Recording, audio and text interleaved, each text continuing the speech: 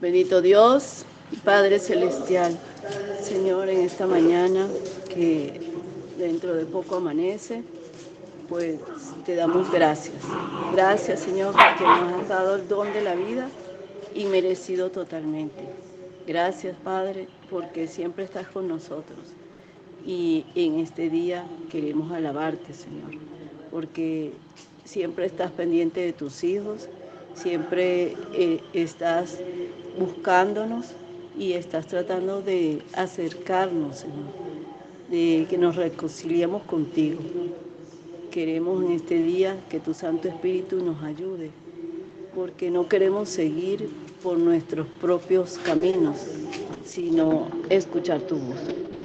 No queremos tomar decisiones por nuestra propia prudencia, sino dejar todas las cosas en tus manos y que seas tú dirigiéndonos y guiándonos para que todas las cosas que hagamos las hagamos según tu voluntad, Señor, y no según nuestra propia justicia. Te pido, por favor, una bendición para todos nuestros hermanos de Isaías 58, de todos los comedores, para que tú los ayudes, Señor, a que vean que con tu mano en tus brazos, tú nos vas a proveer todas las cosas que necesitamos para hacer tu obra, porque la obra es tuya, Padre. Así que queremos entregar nuestra vida, consagrarnos a ti y que podamos hacer siempre tu voluntad. Por favor, bendice a nuestros hermanos también que no pueden asistir, no pueden conectarse en esta reunión por diferentes motivos. Aquí, Señor, la luz eléctrica falla en esta tierra, pero sabemos que la luz del cielo nunca falla. Así que dejamos todo en tus manos, nos entregamos a ti y sigue con nosotros, que tus ángeles nos protejan y que tu Espíritu Santo nos ayude a entender el mensaje que tú tienes para nosotros. Gracias te damos en los méritos de nuestro Señor Jesucristo. Amén. Amén. Muchas gracias, hermana Morela, por esa oración tan hermosa. El Señor pueda ayudarnos hoy a encontrarnos con Él.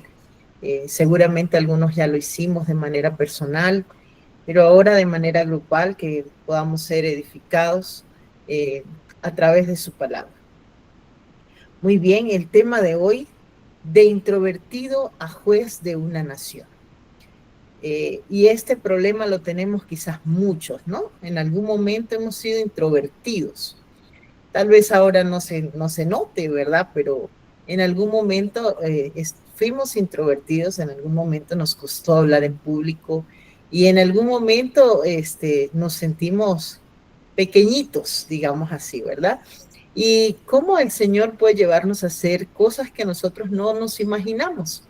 Vamos a ver hoy a través de la palabra de Dios cómo una persona introvertida, una persona que se creía de una familia pues no influyente, cómo fue llevado a ser juez de una nación e incluso libertar su pueblo en un momento muy, muy indicado en la historia de Israel. Vamos al libro de Jueces. Vamos a irnos al libro de Jueces, capítulo 6.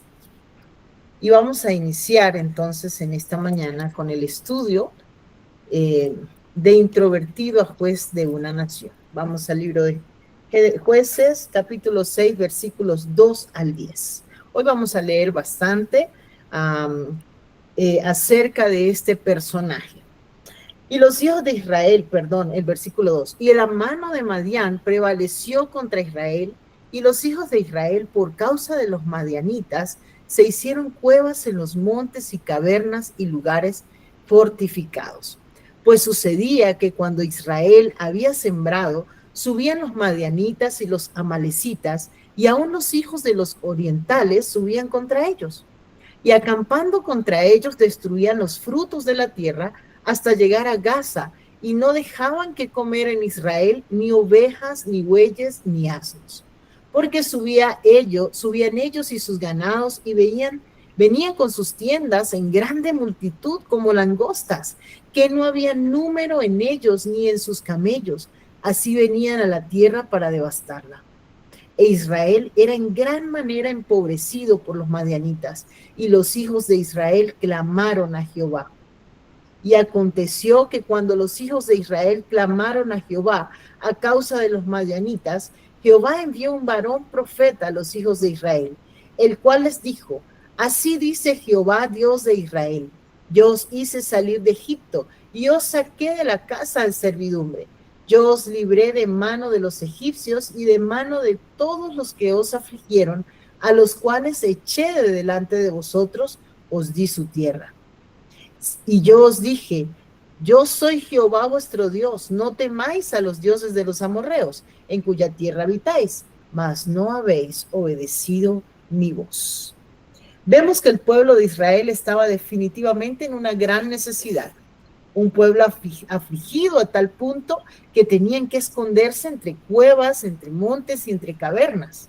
Un pueblo en esclavitud nuevamente. Si Dios los había libertado de Egipto bien hace unos años atrás, nuevamente habían caído en esclavitud. Y este pueblo se había vuelto pobre, y dice la Biblia que pobre en gran manera. Y es en medio de esta aflicción que el pueblo clama a Dios, y Dios les recuerda que Él quiso evitarles esta situación. Pero a causa de su desobediencia vinieron estas consecuencias. Y es que, mis hermanos, siempre la desobediencia va a traer consecuencias. Por eso es importante reconocer el mandato del Señor en el tiempo indicado, porque la obediencia puede traer consecuencias. Dios hizo diferentes llamados al pueblo de Israel para que no sirvieran a los dioses de Canaán, a los que estaban alrededor de ellos, a esas naciones que estaban alrededor de ellos. Su propósito era poder ser luz para esas naciones, mas ellos quisieron imitar a estas otras naciones, y la consecuencia fue que se hicieron esclavos de ellas. Pero Dios aún en su misericordia interviene, y el versículo 11 dice: y vino el ángel de Jehová y se sentó debajo del alcornoque que está en Ofra, el cual era de Joás Abieserita, y su hijo Gedeón estaba sacudiendo el trigo en el lagar para esconderlo de los madianitas. Y es que es así, definitivamente, cuando Dios está trabajando por su pueblo, Dios tiene que elegir a alguien que esté dispuesto. No puede quizás hacer una reforma y un reavivamiento quizás en toda la iglesia de una vez, porque no todos están dispuestos a aceptarlo y a escuchar su voz, pero siempre hay un líder que está dispuesto. Y es allí, dice, que no estaba de balde, no estaba desocupado, no estaba pereceando, como dicen por allí. Él estaba trabajando, sacudía el trigo en el lagar, además que era un hombre astuto, porque ¿quién se iba a imaginar que en el lagar él iba a estar trillando trigo? Y de esta manera Gedeón se encuentra o tiene su primer encuentro con Dios, y es allí donde Gedeón empieza a sentir este llamado de parte de Dios. Continuemos en el versículo 12, dice: y el ángel de Jehová se le apareció y le dijo: Jehová es contigo, varón esforzado y valiente. Jehová es contigo. Imagínense los caballeros que están presentes en esta salva virtual. Si algo que motiva a un caballero es que se le diga que es esforzado y además que es valiente. Cuando su esposa le halaga de esta manera, el caballero empieza a sentir valor en sí mismo. Ahora imagínense estas palabras viniendo del ángel de Jehová: varón esforzado y valiente. Y realmente era valiente, eran unas palabras alentadoras que recibió Gedeón. Él era valiente, mas él no lo sabía. Era apenas un joven y tenía baja autoestima, era introvertido. Fíjense cómo él contesta al ángel. Versículo 13. Y Gedeón le respondió: Señor mío, si Jehová es con nosotros, ¿por qué nos ha sobrevenido todo esto? ¿Y dónde están todas tus maravillas que nuestros padres nos han contado diciendo, no nos sacó Jehová de Egipto? Y ahora Jehová nos ha desamparado y nos ha entregado en manos de los madianitas. Gedeón cuestiona al ángel. Gedeón empieza a hacer preguntas muy válidas para su momento. ¿Cómo que Dios está con nosotros? Y mira nuestra pobreza, mira nuestra esclavitud, mira lo que estoy haciendo escondido para poder conservar algo de comida. Gedeón tenía amargura en su corazón, porque él había conocido desde niño las historias que los padres le habían contado acerca de cómo se abrió el Mar Rojo, acerca de cómo cayó maná en el desierto, cómo pasaron el Jordán, cómo conquistaron Jericó. Y ahora ellos eran presa de un pueblo que eran como langostas. No tenían número, no había esperanza ante esta situación, porque definitivamente cuando vemos con los ojos humanos, el mundo se hace enorme e imposible de sobrellevar. Y Gedeón cuestiona con valentía al ángel. Y el ángel no se enoja por esta cuestión de Gedeón. Es totalmente comprensible. Pero es ahí cuando Dios, a través de este ángel, ya hace un llamado en el versículo 14, dice, y mirándole Jehová le dijo, ve con esta tu fortaleza, y salvarás a Israel de la mano de los madianitas. ¿No te envío yo?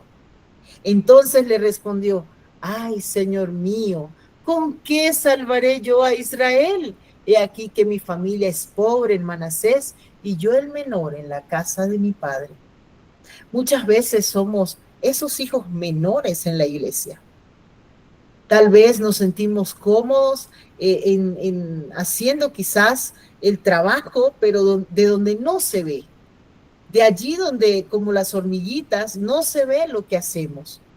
Y es que preferimos esto, ¿por qué? Porque tenemos timidez, tenemos temor, somos introvertidos. Además que Gedeón se preocupó por su origen. Su salud emocional tal vez no estaba muy bien. ¿Por qué? Porque se sentía menos incluso dentro de su familia. Yo soy el menor en la casa de mi padre. Además somos pobres. ¿Quién soy yo? ¿Quiénes somos nosotros? Para que tú vengas aquí y digas que con mi fuerza yo voy a salvar a Israel. ¿Acaso no has visto, Señor? Son como langostas a nuestros ojos. Y me estás diciendo que vaya y que tú me enviarás, pero ellos son en número más grandes que nosotros. Pero Dios nuevamente en el versículo 16 afirma que estará con él, además le garantiza que la batalla está conquistada. Y Jehová le dijo, ciertamente yo seré contigo y herirás a los madianitas como a un solo hombre. No te preocupes, que esas langostas las voy a unir, de ellas voy a hacer un solo hombre y yo voy a estar contigo para que tú lo puedas derrotar. Y quizás yo estoy hablando en esta mañana para alguno que todavía no ha identificado cuáles son esas langostas en su vida, en su ministerio. ¿Cuáles son esos madianitas que están viniendo a minar el ministerio al que el Señor te ha llamado? ¿Cuáles son esas langostas que están viniendo a comerse todo lo que tú tratas de cosechar? Y en el nombre del Señor hoy Él te dice, ciertamente yo seré contigo y herirás a los madianitas como a un solo hombre. Vean lo que dice el comentario de la autora Elena G. de White acerca de estos textos. El Señor no siempre elige para su obra a hombres de los mayores talentos, sino que escoge a los que puede usar mejor, individuos que podrían hacer un buen servicio para Dios. Quizás sean dejados en la oscuridad por un tiempo, aparentemente inadvertidos por su maestro y sin ser empleados por él. Pero si realizan fielmente los deberes de su humilde cargo, fomentando una disposición para trabajar y sacrificarse para Dios, a su debido tiempo, Él les confiará mayores responsabilidades. ¿Qué estaba haciendo Gedeón? Trillaba el trigo, se preparaba para guardar comida, no estaba ocioso, estaba trabajando, solo que donde nadie lo veía. Y ahora entonces, a través de de ese trabajo que él había hecho fielmente, Dios le da un cargo mayor. A la honra precede la humildad, dice uno de los proverbios. El Señor puede usar más eficazmente a los que mejor se dan cuenta de su propia indignidad e ineficiencia. ¿Quién soy yo? El menor de la casa de mi padre. Además, Señor, somos una familia pobre, no tenemos dinero para hacer ni formar un ejército. Les enseñará a Dios a ejercer el valor de la fe. Los hará fuertes uniendo su debilidad con la fortaleza de Él.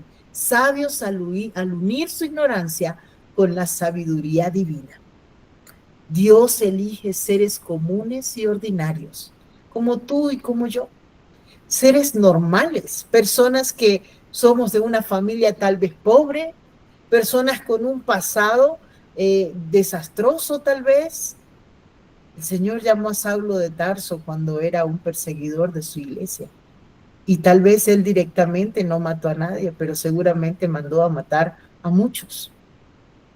Seres comunes y ordinarios, seres con defectos, seres con temores, con preguntas, con dudas. Y Dios entiende todo ese contexto. Y en todo ese contexto nos llama y dice la promesa que Él nos enseñará a ejercer el valor de la fe. Hebreos 11:6 dice, porque sin fe es imposible agradar a Dios.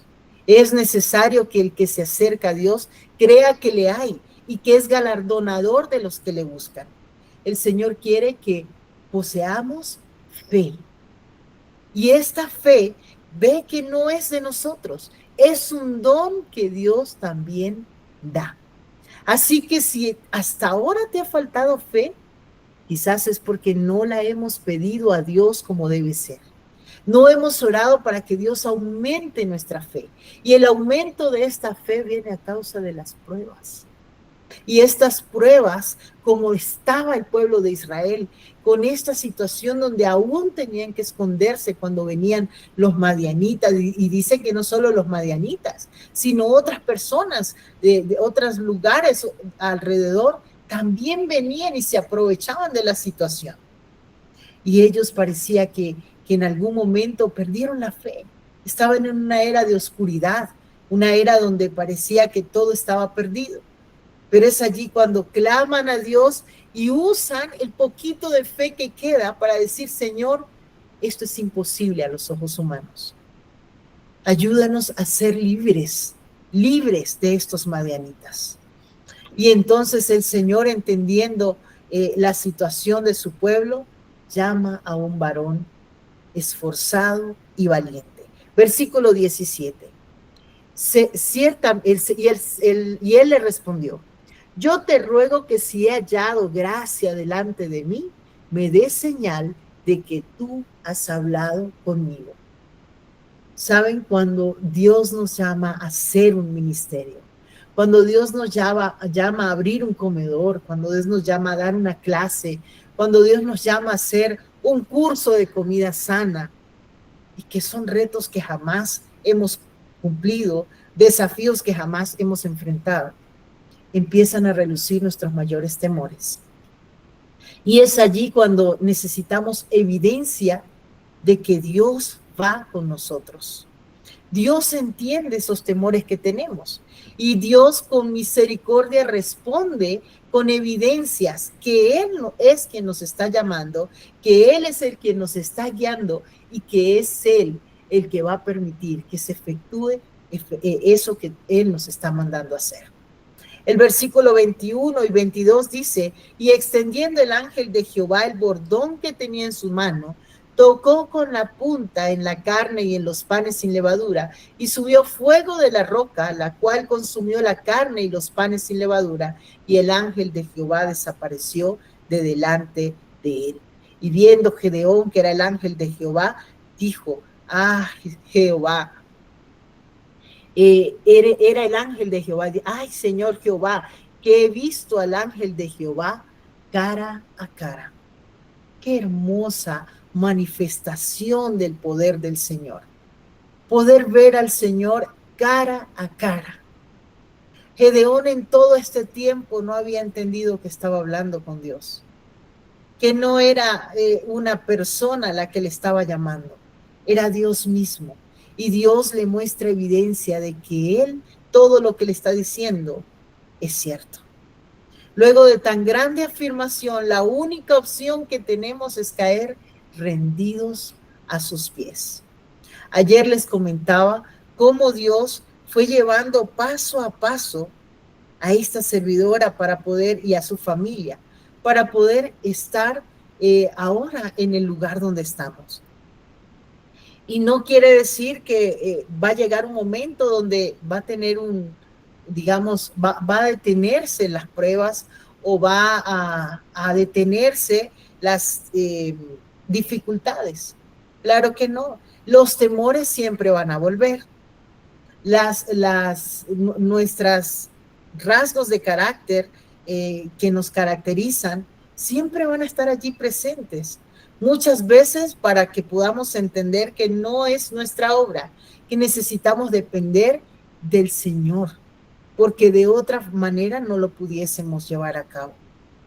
Estando allí en Gran Sabana, les comentaba que la directora del Ministerio Infantil, a causa de haber visto la predicación de mi hija y de que algunas madres se acercaron para preguntar cómo era que yo enseñaba a la niña, y yo les decía que realmente yo no había hecho gran cosa, simplemente ayudarla a que estudiara. Pero lo que había pasado en aquel campo y en esa plataforma solo era obra del Señor. Nada tenía yo que ver con eso. Y cuando Dios me permite a través de esta hermana el llamado de enseñar a otros niños, yo dije, oye, esto ya es otro nivel. Yo no soy maestra, le dije a ella, yo no soy maestra, yo no califico para esto. Aquí hay, de hecho, en la comunidad indígena hay muchas personas preparadas como maestros, como profesores, que tienen la experiencia de estar en un aula, de dar clase, y yo definitivamente no estaba dentro de este grupo. Yo no había dado clases en sí, mucho menos a niños. Así que yo solamente era una mamá, nada más. Y cuando ella me dice esto, me dijo, hermana, pero yo sé que usted lo puede hacer. Estaba muy dudosa de aceptar. Sin embargo, pedí ayuda a mi cuñado, que todavía no se había ido, estaba ya terminando su ministerio allí en Amay y se iba a retirar de ese lugar. Pedí ayuda y le dije, enséñame, él es profesor, y le dije, ¿cómo puedo hacerlo? Busqué material en internet y me encontré con un manual que se llamaba Pequeños Discípulos. Este manual venía de la Unión en México y me pareció interesante este material. Empecé a leerlo y dije, oye, bueno, de aquí puedo sacar algo para poder apoyarme y dar una clase. Así que inicié estas clases por un mes. Habían 17 niños y estos 17 niños les gustaba, empezaron ellos mismos a armar sus sermones. Ya eran niños entre 9, 10 y 11 años y empezaron a desenvolverse. Vi ese talento que tenían los niños aquí en aquel lugar y dije, Señor, ¿será posible lo que tú me estás poniendo en mente? Yo no califico para esto, porque esto es un desafío muy grande. Necesito señales de que realmente estás con nosotros. Así que le dije a la directora del Ministerio Infantil, le dije, mi hermana, se me ocurre que por qué no llevamos este programa a toda la comunidad, ya no un grupo de niños, vamos a invitar a todos los niños de la comunidad, que son son bastantes. En las comunidades indígenas hay bastantes niños y todos estaban entre edades de 3 y 12 años. Y yo le dije, ¿por qué no invitamos a todos los niños y hacemos un grupo de niños predicadores? Una escuelita de misioneros. La hermana le agradó la idea, ella también nueva ese año en el departamento del Ministerio Infantil. Recuerdo que ella me dijo, yo tampoco sé nada de eso, al igual que tú, yo no sé nada de eso, pero vamos en el nombre del Señor. Así que las dos en el nombre del Señor avanzamos para crear este proyecto de pequeños discípulos. Y cuando dimos inicio a la escuela en octubre del año 2022, allí iniciamos esta escuela por primera vez, hicimos el lanzamiento, se inscribieron 85 niños en esta escuela, y cuando llegaron todos estos niños a la clase, yo sentí como un poco de langostas que me aplastaban. ¿Cómo iba a salir yo delante de todos estos niños a dar una clase cuando no tenía ni idea de estrategias de educación, no tenía idea cómo mantener el orden de todos estos 80 niños, incluyendo también a sus padres, porque muchos no venían solos, venían con sus papás, algunos con sus hermanos, otros con el tío que los venía a acompañar? En sí, la clase llegaba a más de 120 personas. Y cuando llegamos a ese salón inmenso y vi todo ese montón de niños, yo dije, wow, yo no pensé que esto fuera a llegar a esto. La verdad me asusté. Las primeras clases, me fue fácil delegarlas a mi cuñado que todavía estaba allí. Le dije, ayúdame. Empezamos a dar clases de cómo hacer pan integral a los niños, cómo hacer el pan de la Santa Cena, cómo hacer el vino. Y ellos tuvieron la experiencia de agarrar en sus manitas la masita, amasar, tuvieron la experiencia de poder tocar y poder ver cómo era el proceso de ese pan que se come en la Santa Cena, y pues ellos tener la oportunidad de comerlo porque muchos de ellos eran pequeños y no lo habían probado nunca. Esto emocionó mucho a los niños y a la siguiente reunión vinieron más. Y esto fue creciendo de tal manera que yo dije, de verdad, lo que algún día yo pensé fue en un grupo tal vez de 30 niños, pero cuando llegó esto superó mis expectativas. Y es ahí cuando Dios empieza a trabajar en mí, y creo que a través de mí, para poder hacer esta escuela. En esta escuela dimos diferentes clases, dimos clases de niño artesano, clases de niño chef. Ellos prepararon comidas saludables, ellos hicimos de todo un poquito. Realmente fueron 6 clases con las que iniciamos: niño cantor, niño declamador, niño chef, niño artesano, niño narrador de historias, y por último cerramos con niño predicador. Esto fue para mí un desafío muy grande, les cuento. No sabía ni cómo llevar la asistencia de tantos niños, porque había que darles a ellos cada mes un incentivo por haber completado sus clases. Y llevar el registro de tantos niños fue difícil, yo no sabía cómo hacerlo. Además estaba embarazada, ya estaba embarazada de mi tercer hijo, y en el embarazo y con todo esto, me fue muy, muy difícil llevarlo a cabo. Pero sigamos leyendo. Entonces, ¿qué fue el primer desafío que Gedeón tuvo que presentar o que tuvo que llevar a cabo?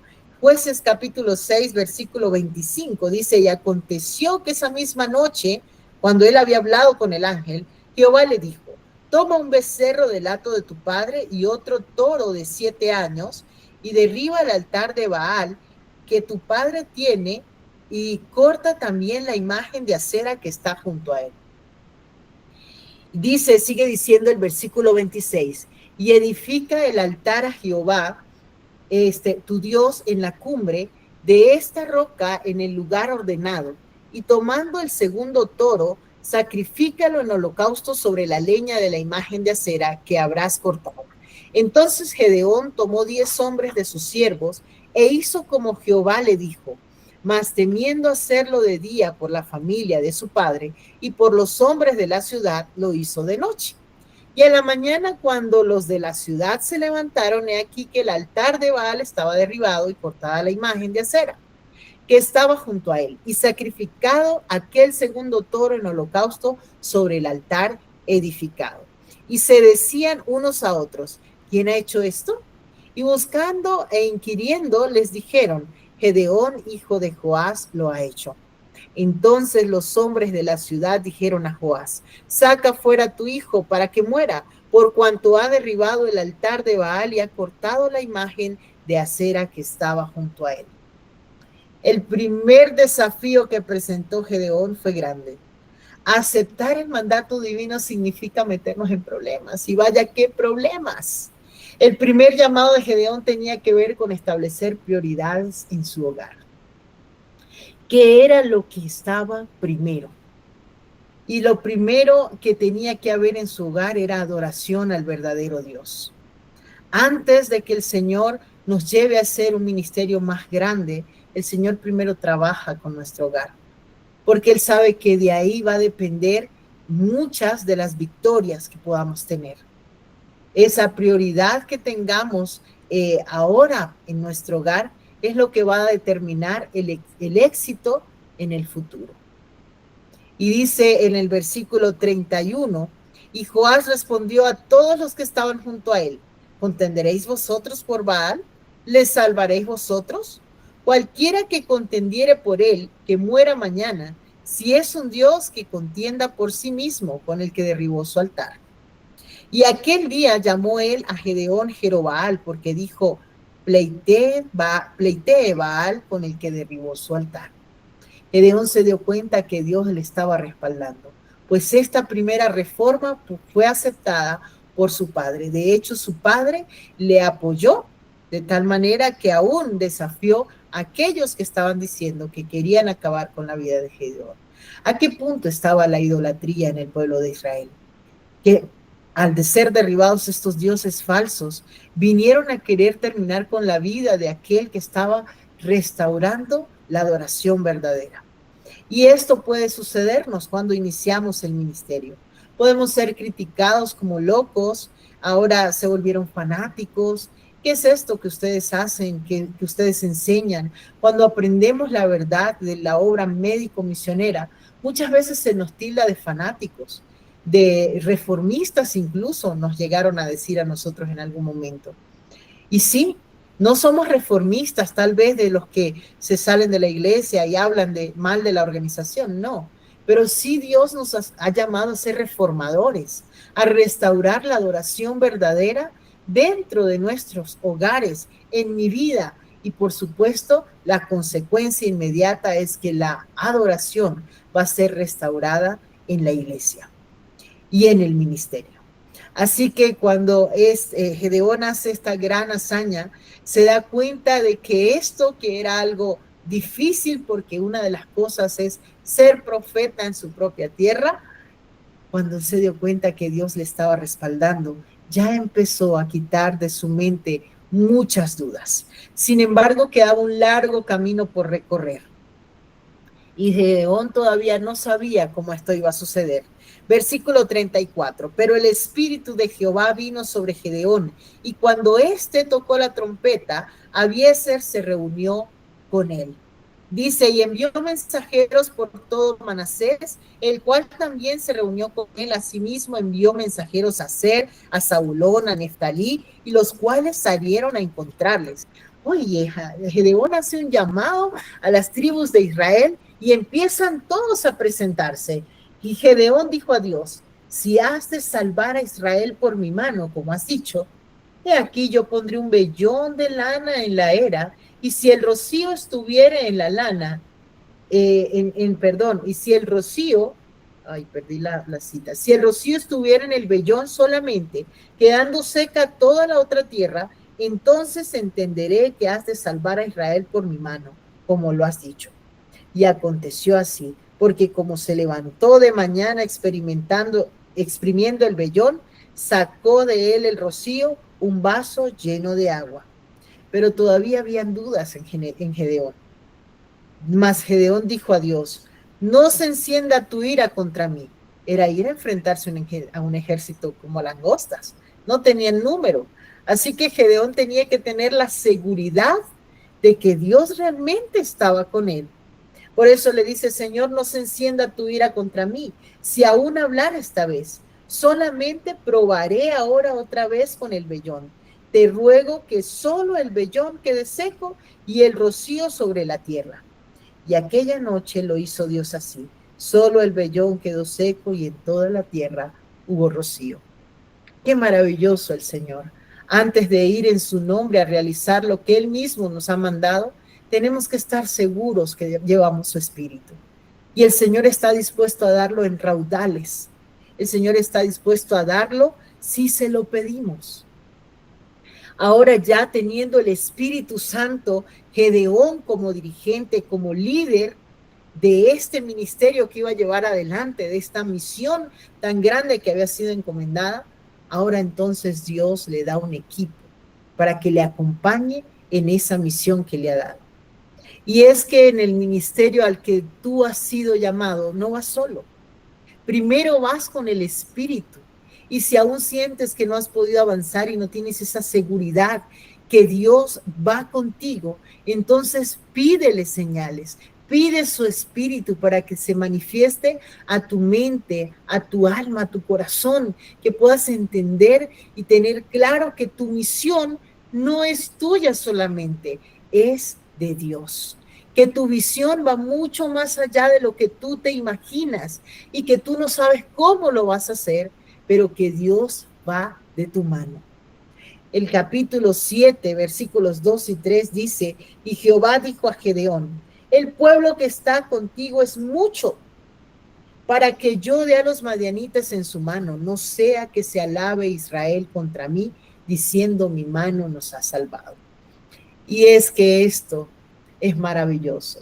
El Señor dice que no es un montón de gente, es mucho, dice. Y entre más equipo a veces tú tengas, entre más tecnología, entre más capacitaciones, muchas veces, entre más títulos académicos, tendemos a confiar en nuestras propias fuerzas y a decir, todo esto se logró porque yo hice esto o hice lo otro. Así que Dios le dice a Gedeón, esta gente es mucha, habían 32,000, pero estos son muchos, pero ya va, Señor, espérate, Gedeón. Gedeón le dice a Dios, espérate, ¿cómo que son muchos? Si no ves el ejército de los madianitas, son 32,000, Señor, apenas, y ellos son como langostas, a nuestro parecer. Pero el Señor todavía le dice, no, Gedeón, no insistas, es mucho este pueblo. Así que vamos ahora al versículo 3 y dice, pues haz pregonar que lo oiga el pueblo diciendo, el que teme y se estremece, madrugue y vuélvase desde el monte de Galaad. Y se volvieron del pueblo 22,000 y quedaron 10,000. Qué interesante, porque de 32,000 que habían escuchado el llamado de Gedeón, que habían escuchado a su líder y también veían la necesidad del pueblo y también deseaban aportar algo en beneficio de mejorar las condiciones de vida, estos 22,000 eran cobardes. Tenían miedo, no tenían fe. Cuando vieron 32,000 dijeron, no, vamos a perder. Esto no va hacia adelante. Cuando vieron un comedor con 100 personas que atender, dijeron, no, esto es mucho trabajo. Vamos a tener que esforzarnos a picar cuánta verdura, a hacer cuánta sopa para poder darle de comer a todos. Y es más, estos van a correr la voz a otros y no van a ser solo 100, van a llegar mucho más. Y estoy segura que muchos se enfrentaron a este desafío cuando empezaron su ministerio. Muchos voluntarios vinieron a querer ayudar, pero estuvieron quizás 1 mes, 2 meses y luego desistieron. ¿Por qué? Porque les faltaba valor, porque lo creyeron imposible, porque les faltaba fe. Así que en el versículo 4 dice, Jehová dijo a Gedeón, aún es mucho este pueblo, aún es mucho, Señor. Mira, son 10,000 y aquellos son como langostas. Gedeón, todavía son muchos. Yo soy el que va a vencer a los madianitas. No te lo he dicho, no te estoy enviando yo, no te estoy garantizando la conquista de esta batalla. Y entonces sigue diciendo el versículo 4, que Dios les pidió a Gedeón que los llevara a las aguas y allí yo te los probaré. Ay, mi querido, porque es que no viene ministerio y no viene llamado sin pruebas, porque necesitamos conocer nosotros mismos, las intenciones verdaderas que hay en nuestro corazón. Y sigue diciendo que esto se viene quitando a través de ¿qué? De las pruebas. Hicimos la comida el primer domingo y ¿saben qué? Vinieron muchas personas, hubo mucho trabajo. Pero al siguiente domingo, quizás no vinieron muchas porque se desanimaron. Pero al siguiente domingo ya no habían recursos. ¿Con qué vamos a hacer la comida?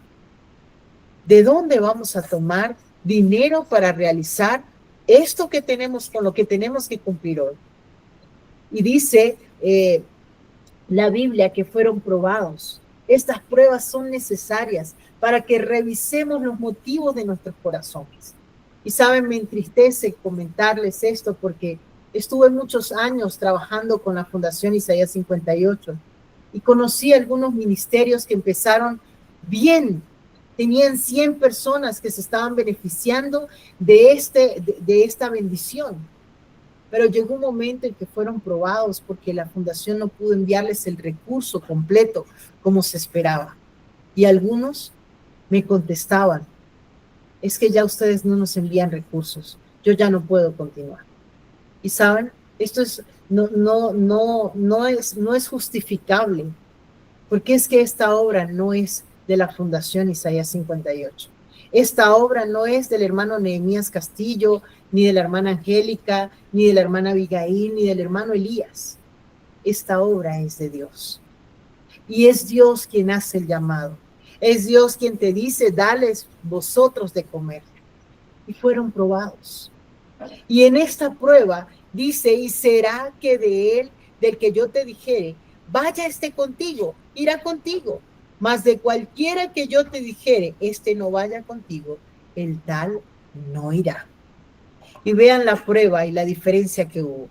Entonces llegó el pueblo a las aguas y Jehová dijo a Gedeón, cualquiera que lamiere las aguas con su lengua, como lame el perro, aquel pondrás aparte. Asimismo, cualquiera que se doblare sobre sus rodillas para beber. Y el versículo 6 dice, y fue el número de los que lamieron las aguas, llevándola con la mano a la boca, 300 hombres, y todo el resto del pueblo se dobló sobre sus rodillas para beber las aguas. 9,700 se fueron. Quedaron solo 300. Pero esta vez Gedeón ya no tenía dudas. Esta vez Gedeón estaba escuchando, obedeciendo a Dios fielmente en lo que Dios le estaba hablando, y cuando quedó solo con 300, esta vez ya no preguntó nada. Esta vez ya no pidió más señales, ya Dios le había dado evidencia de que avanzaba con él. Y entonces allí cuando quedaron 300, es cuando Dios entonces empieza para hacer el milagro. Jueces capítulo 7, versículo 7 dice, entonces Jehová dijo a Gedeón, con estos 300 hombres que lamieron el agua os salvaré y entregaré a los madianitas en tus manos y que se vayan toda la demás gente, cada uno a su hogar. Y tomada la provisión para el pueblo en sus manos y sus trompetas, envió a todos los demás israelitas, cada uno a su casa. Y retuvo a aquellos 300 hombres y tenía el campamento de Madián abajo en el valle. Solo 300. No esperes cantidad de gente apoyándote. Algunos empezarán con brío, dicen por allí, y terminarán en escalofrío. Algunos no compartirán tu sueño. Deja que Dios aleje de tu lado a aquellos que te van a desanimar en el camino. Si se quieren retirar, no te desanimes. Es Dios quien los está alejando porque ellos harán que tu fe y tu ministerio sea más tambaleado. Así que si alguien en esta mañana está trabajando solo, no crea que está solo. Dios está contigo y Dios te va a dar un ejército, pero un ejército comprometido en hacer la voluntad de Dios, porque este ejército es el que va a entender que son suficientes, porque dependen de un Dios maravilloso, un Dios que obra milagros. Y pregunto en esta mañana, ¿será que el Dios de Gedeón es diferente al de nosotros? ¿Será que las promesas que Dios le hizo a Gedeón son válidas para nosotros también? ¿Se pueden aplicar estas promesas a nuestro ministerio? Nosotros empezamos, recuerdo que la maestra y yo, la directora del Ministerio Infantil solamente y mi persona, llevando a cabo este ministerio. Mi cuñado nos apoyó en ciertas clases, pero luego él tuvo que irse. Y saben, quedamos las dos solitas. No habían otras maestras que se involucraran en este trabajo. Traían a sus niños y los dejaban allí, pero no se involucraban en este trabajo. Y en un principio, les confieso que eso me desanimó un poco. Dije, oye, estamos haciéndolo por sus hijos. De hecho, hubo algunas personas que nos hicieron la guerra para que esto no se llevara a cabo. Porque Dios quiere probarnos para saber si realmente nosotros estamos creyéndole a Él. Vean lo que dice este comentario el comentario bíblico adventista de lo que habla nuestra hermana Elena de White. Qué vívida ilustración del tierno y compasivo amor de Cristo es esta. Dispuso que nadie fuera a la batalla en contra de su voluntad. Esta orden también presenta enfáticamente la influencia que puede ser ejercida por un hombre deficiente en fe y valor. Además, muestra el efecto de nuestros pensamientos y sentimientos sobre nuestra propia conducta. Las pruebas son necesarias para que nosotros podamos saber qué nos está motivando a llevar adelante este ministerio. Porque si lo que me motiva es que tener un buen nombre, si lo que me motiva es hacerlo para que otros vean lo que yo estoy haciendo, entonces seguramente terminaremos en nuestra casa chasqueados. Pero si lo que te está motivando es el llamado de Dios en tu vida, si lo que te ha estado motivando a hacer lo que haces es porque te apasiona ayudar a otros, porque sabes que ayudando a otros te sanas y te ayudas a ti mismo. Si lo que te está apasionando y lo que te está moviendo es el llamado del Señor, porque desde que te hizo este llamado ya tú no duermes, ya tienes que hacerlo, porque si dejas de hacerlo pierde sentido tu vida. Vean las cualidades necesarias en los soldados de Cristo. En el verdadero carácter cristiano resalta la unidad de propósito, una determinación indominable que rehúsa rendirse a las influencias mundanas. No se conforma con nada que sea menor que la norma bíblica. Si los hombres consienten en llegar a desanimarse en el servicio de Dios, el gran adversario les presentará abundantes motivos para desviarlos del claro sendero del deber hacia otro de comodidad e irresponsabilidad. Es más fácil renunciar. Es más fácil decir, ya no lo hago más. Y lamento mucho por aquellos ministerios que se han alejado de este llamado al que el Señor les hizo. Porque para algunos fue más fácil ya los domingos no hacer comida, o los miércoles, o los lunes, o los viernes.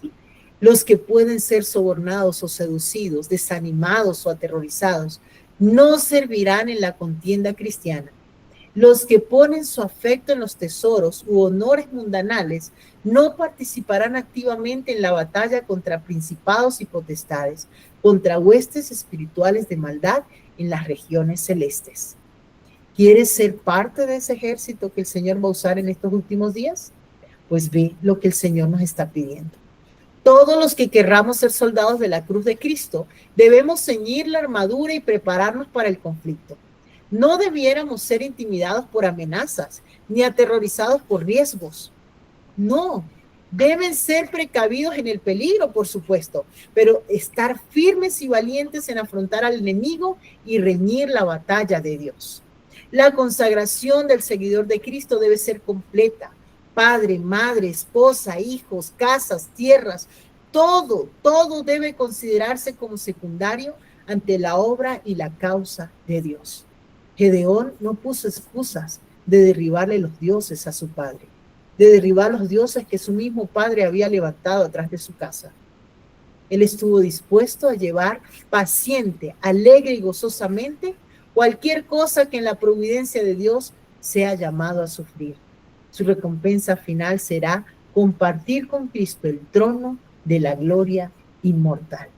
Qué maravilloso el Señor, porque dice que aun cuando pasemos dificultades, aun cuando nuestra vida puede estar en peligro.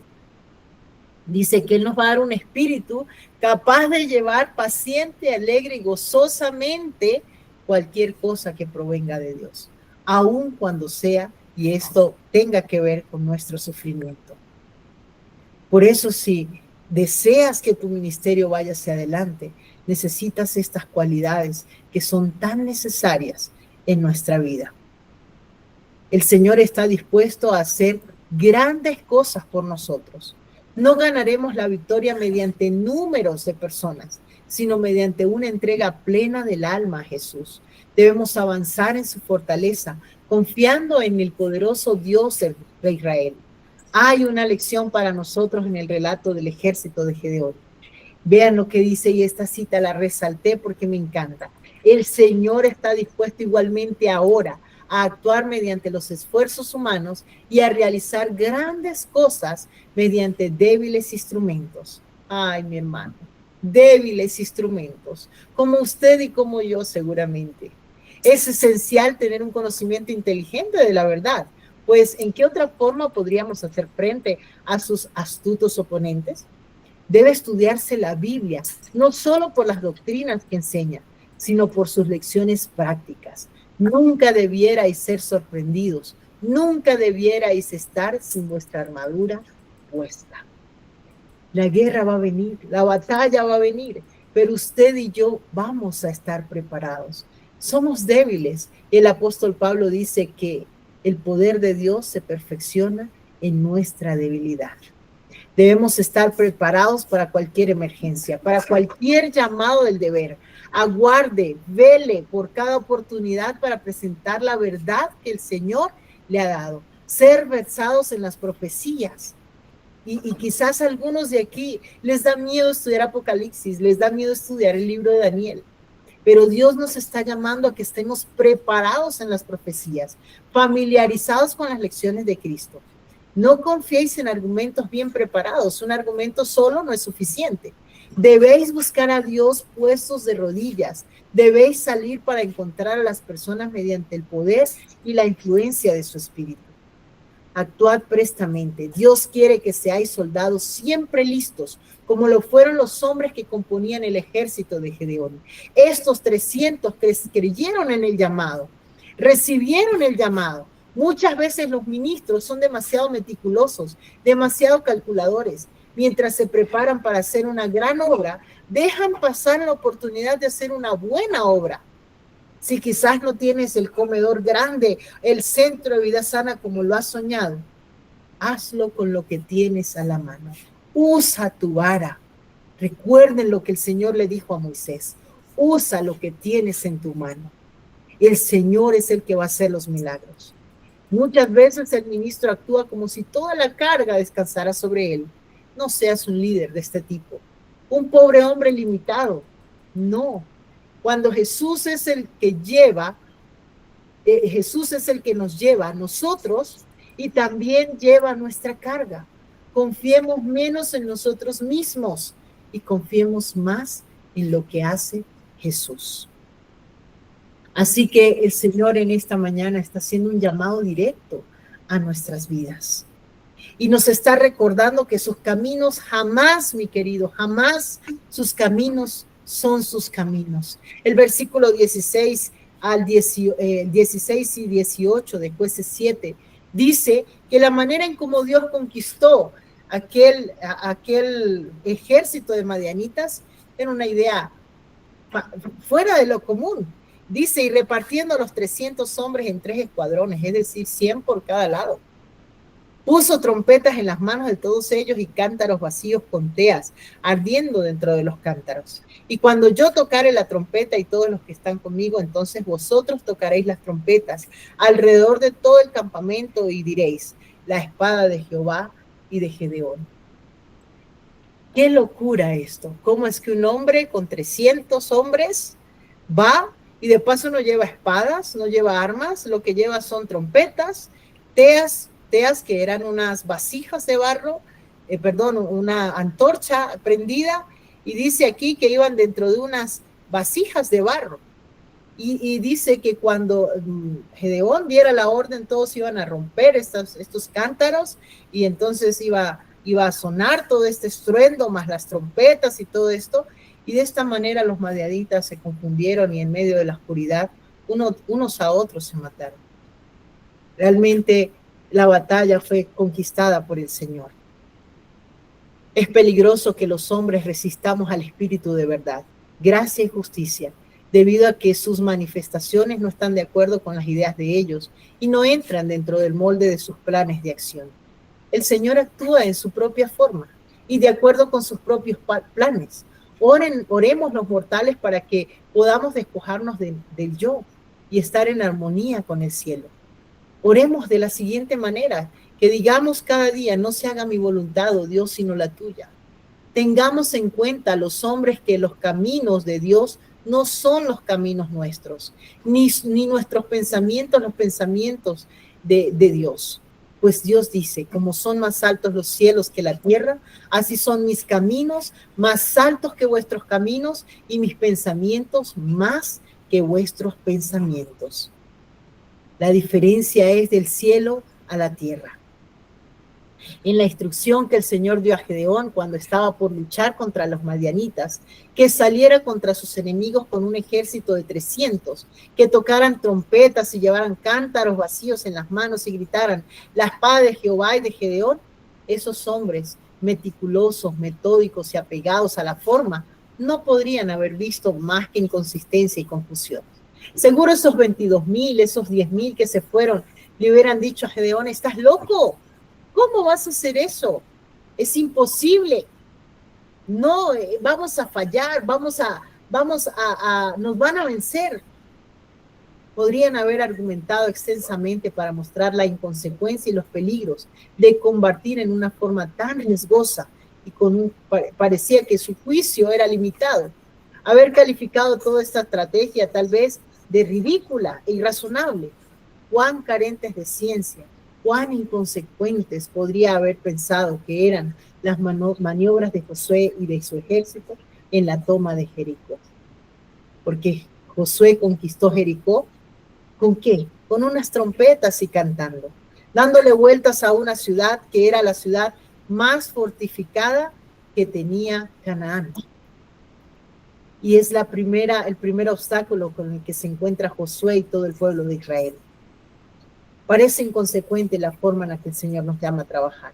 Y esto definitivamente se ve más reflejado en Venezuela. ¿Por qué? Es inconsecuente que en un país donde casi no hay alimento, hayan lugares donde se da alimento para la gente. Esto es inconsecuente. No va con nuestra ideología humana. No va con nuestra administración de negocios. Y es que el Señor, cuando Él llama, Él lo hace porque Él es el que va a llevar adelante esta obra. Él fue el que venció al ejército de madianitas. Él fue el que trajo a las personas que iban a apoyar a Gedeón. Por eso, si en esta mañana estás trabajando solo en tu ministerio, si piensas que estás allí y que tu equipo se ha ido porque no fueron, quizás no tienen la fe o se cansaron o tuvieron otros asuntos que atender, no te preocupes. Clama al Señor. Es Él el que te va a llevar al ejército que necesitas. Y no te va a llevar a 32,000 ni a 10,000. Seguramente te va a llevar 300. Tal vez te toque 1 o 2. Pero ese 1 o 2 serán suficientes para conquistar eso a lo que el Señor te llamó a servir. Mi querido hermano, Dios quiere trabajar contigo y a través de ti, pero necesita que nuestra visión cambie, necesita que aprendamos a ver desde su perspectiva, porque es que Dios trabaja con aquello que parece imposible para que su poder pueda manifestarse de una manera más completa. Por eso hoy quiero animarte a que sigas adelante. Si por alguna razón has descuidado el ministerio que el Señor te ha llamado, porque te has desanimado, porque te has sentido que no vales, que no calificas, porque tu equipo te ha dejado solo, en el nombre del Señor avanza, porque el Señor está contigo y te ha dicho: hoy te lo ha repetido, que Él es el que ha conquistado ya eso que te mandó a hacer. Si es un comedor, amén. Si es una sala de tratamiento, amén. Si es un restaurante vegetariano, amén. Sea cual sea el proyecto al que el Señor te está llamando, al que el Señor ha puesto en el corazón y eso arde. Y cuando tú lo compartes, nadie más se emociona contigo. Parece que no hay más ejército que se contagie de esto que tú estás sintiendo y viviendo. No te preocupes, porque es Dios quien te está llamando y es a ti el llamado, es para ti el llamado, no es para otros. Cada uno tiene su llamado de forma personal. Tú debes estar claro de cuál es el tuyo. ¿Ya sabes cuál es tu llamado? ¿Estás feliz en lo que estás haciendo? ¿Tienes paz en lo que haces? Si no, te invito a que le preguntemos a Dios en esta mañana si eso que estamos haciendo es a lo que realmente tú nos has llamado. Tal vez hoy estés trillando trigo y lo has hecho con fidelidad, pero no es a eso que el Señor te llama. El Señor te llama a ir aún más lejos de eso que estás haciendo. Así que pensemos en este día y meditemos en cuál es mi llamado. ¿Qué es lo que estoy haciendo? Y si el Señor me está llamando a algo más, que me prepare para poder aceptarlo. Y si es necesario, que el Señor me dé una señal para que pueda estar seguro o segura de que Dios va conmigo. Quiero invitarles hoy a orar antes de cantar, porque es necesario, mis hermanos, que ahora, en este momento, que el Señor nos ha hablado a través de su palabra, caigamos delante de Él. Vayamos con humildad delante de su presencia. Vamos a orar. Querido Padre Celestial, le damos gracias, Señor, porque de alguna forma hemos trillado contigo. Lo hemos hecho, Señor, sin el pensamiento de que la fidelidad en este pequeño trabajo tendría resultados mayores más adelante. Oh Dios, pero hay algunos que aún estamos trillando trigo, porque no sabemos qué es lo que sigue, porque nos hemos sentido desesperanzados, Señor, porque hemos visto que la situación que nos rodea, las circunstancias que nos rodean, son imposibles para llevar a cabo un ministerio. Nos hemos desanimado, Señor, porque tal vez ya no hemos recibido como esperábamos, Señor, lo que tú nos estabas dando. Y quizás en este momento estamos siendo probados. Quizás tú nos estás probando, Señor, para saber realmente cuál es el motivo de nuestro corazón, cuál es nuestra verdadera intención al llevar a cabo un ministerio en Venezuela y en cualquier parte del mundo. Por eso, Señor, hoy queremos caer ante tus pies. Y como Gedeón, Señor, decir, ay, Señor, no conocía que eras tú quien me estabas hablando. Hasta ahora no había entendido que eras tú quien me hablabas. No tenía claro, Señor, que cada vez que me insistías, no tenía claro que eras tú. Oh Dios, pero si hemos hallado gracia en tus ojos, si realmente este llamado, Señor, necesita arder en nuestro corazón y necesita ser impregnado en la vida de otros y necesita, Señor, este ministerio iluminar a este mundo en decadencia, danos una señal, Señor, así como se la diste a Gedeón. Dale a cada directora de Isaías 58, dale a cada coordinador, a cada secretaria, a cada director de compras tu visión, Señor. Que ya no pensemos más en nosotros, que ya no confiemos más en nosotros mismos, sino que podamos entregarnos completamente en tus manos, de manera, Señor, que seas tú quien pueda llevar a cabo esta obra y que nosotros, oh Padre, solo podamos ser instrumentos dispuestos a ser tomados por ti para hacer grandes cosas. Yo estoy segura, Señor, que Venezuela ha sido llamada para ser luz y ejemplo para otras naciones. No me queda duda, Señor. Cuando conozco a las personas, cuando veo los ministerios aquí en Colombia, me doy cuenta que no hay lugar como Venezuela, porque tú la has llamado a hacer luz en medio de un mundo que está en decadencia, en medio de un mundo, Señor, que se cae a pedazos, porque hay crisis económica, hay crisis social, hay crisis política, incluso, Señor, hay crisis ambiental. Pero tú has resguardado a Venezuela de una manera maravillosa, Señor.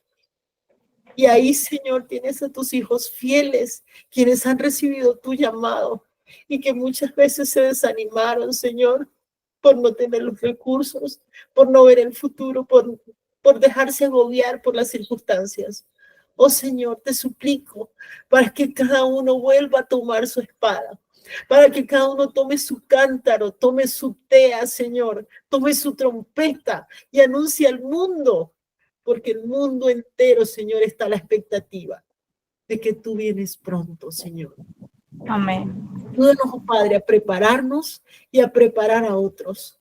Que este llamado que nos has hecho no sea olvidado, no sea ignorado, Señor, sino que arda en nuestros corazones hasta que podamos doblegar nuestra propia confianza y nos entreguemos por completo a ti.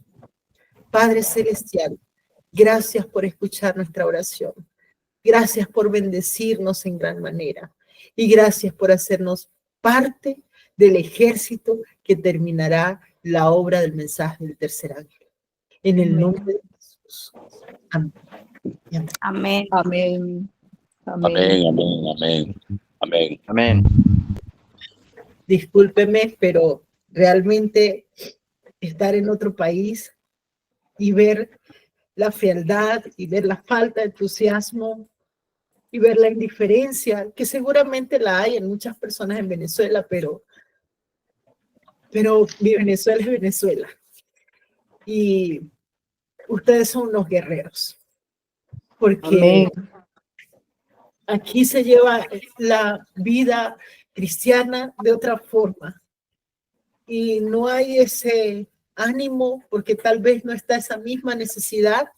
Y muchas veces somos confiados en nosotros mismos, confiamos en la economía del país, confiamos en los dirigentes del país o aún en los dirigentes de la iglesia y hemos olvidado depender de Dios. Y eso está obstaculizando la obra. Tuve la oportunidad de conocer una familia hace poco que abandonaron un centro de vida sana por las formas en que se lleva a cabo el ministerio en esa vida sana. De hecho, yo estoy aquí por un llamado que me hizo en vida sana, pero al llegar allí, no, mis hermanos, no es Venezuela. No son los principios los que rigen, los principios bíblicos los que rigen muchas veces esos lugares aquí. Por eso conserven la pureza del evangelio que tiene Venezuela. Y sobre todo en este ámbito de la obra médico-misionera.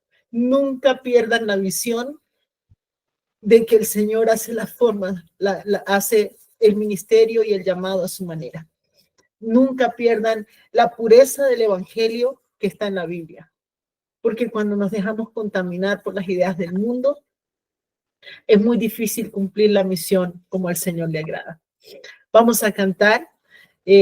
Esta vez me gustaría que cantáramos Nos veremos junto al río, porque queremos que veamos que pronto el Señor va a regresar y todos nos encontraremos.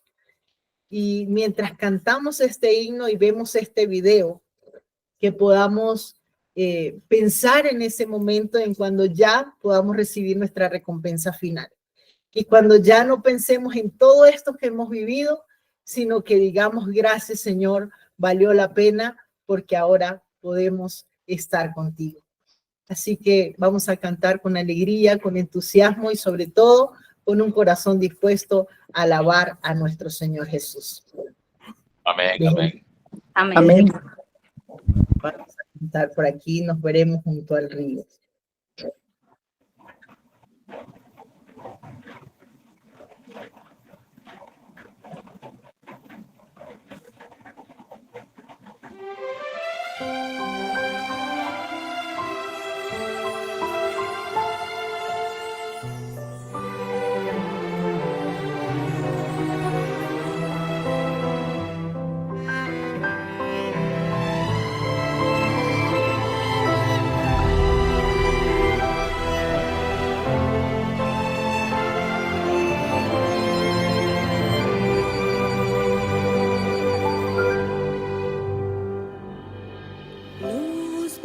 Seremos junto al río, cuyas aguas cristalinas fluyen puras argentinas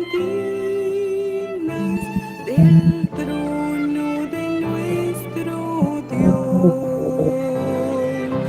Oh, si nos congregaremos en la ribera hermosa del río, cuyas aguas vivas dimanan del trono de nuestro Dios.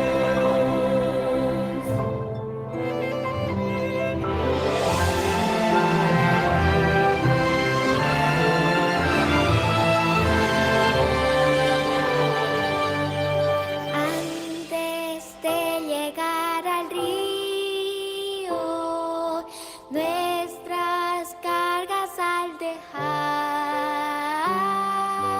libres todos quedaremos por la gracia del Señor. Así nos congregaremos en la ribera hermosa del río, cuyas aguas vivas dimanan del trono de nuestro Dios.